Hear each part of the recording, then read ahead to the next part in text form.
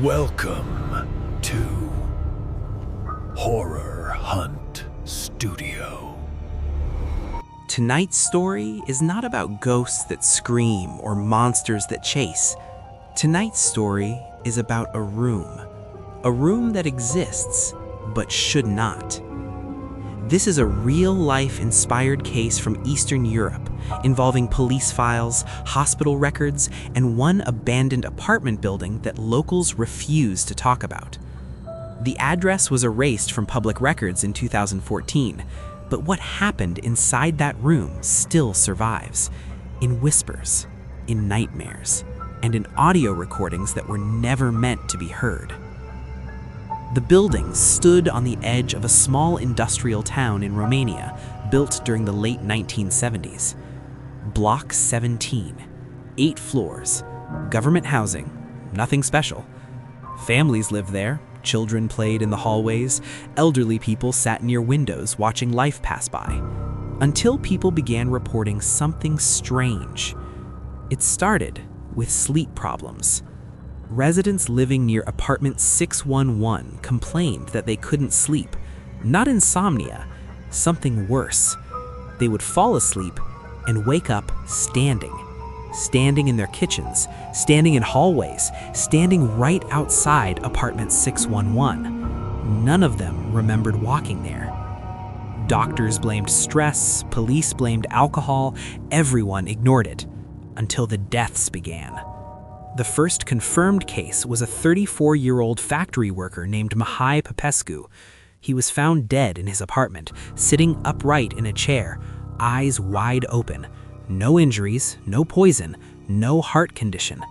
The autopsy listed the cause of death as acute fear response, a rare condition where the body shuts down after extreme terror. But what terrified him? His wife told police something chilling. Every night, he said the walls were breathing. Within 6 months, 3 more people died, all from the same floor, all during sleep, all with the same expression on their faces, frozen terror. And all of them had one thing in common. They had complained about sounds coming from apartment 611. Here's the strange part. Apartment 611 was officially empty. No tenant, no furniture, no electricity connection. Yet neighbors described hearing slow footsteps, furniture dragging, breathing behind walls, and sometimes whispering. Always whispering. In 2009, police finally broke protocol and entered apartment 611.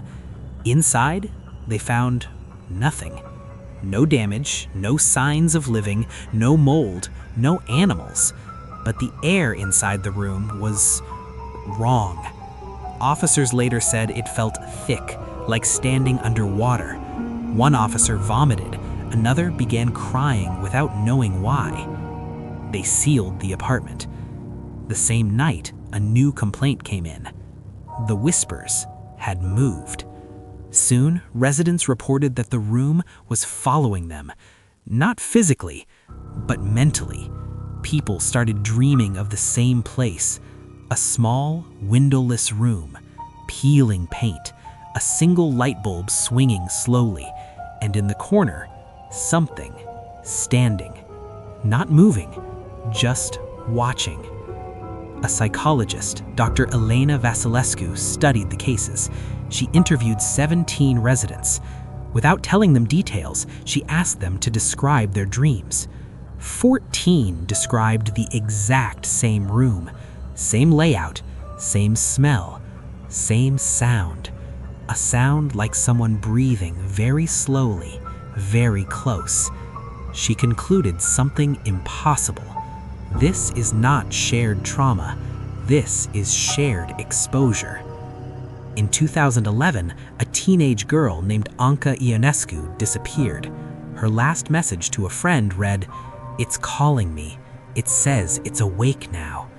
Her body was found 3 days later inside apartment 611. The sealed door was still locked. That's when the building was evacuated. No explanation was given. Residents were relocated overnight. Block 17 was fenced off and later declared structurally unsafe. But documents leaked years later revealed the real reason. Something had been discovered in the walls. During demolition inspection, workers found a hidden space between apartment 611 and the neighboring unit. Not a crawl space, a room that didn't appear on blueprints. Inside, they found thousands of scratch marks, human fingerprints layered on top of each other, and audio insulation panels installed decades earlier, as if someone had tried to keep sound inside. Old government files linked the building to a Cold War-era psychological experiment.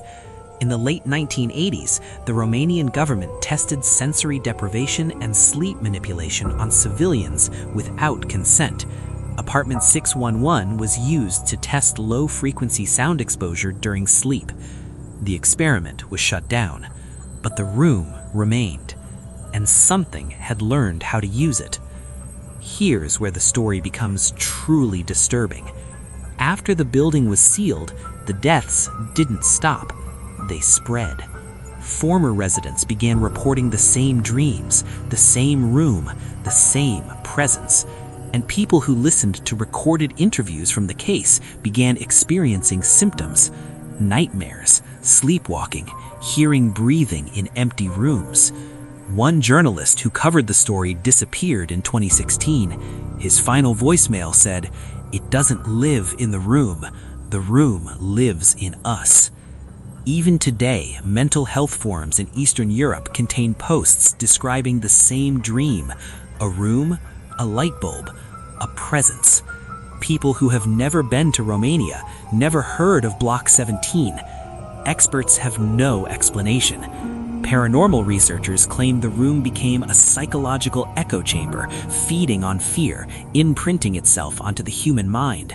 Others believe something else entirely, that prolonged experiments didn't just affect people, they affected space itself.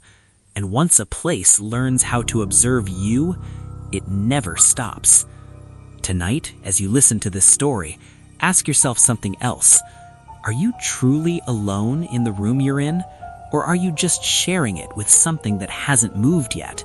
Because according to the final sealed report on apartment 611, the last line reads, "The room does not sleep, it waits." And if you ever dream of a place you've never been, a place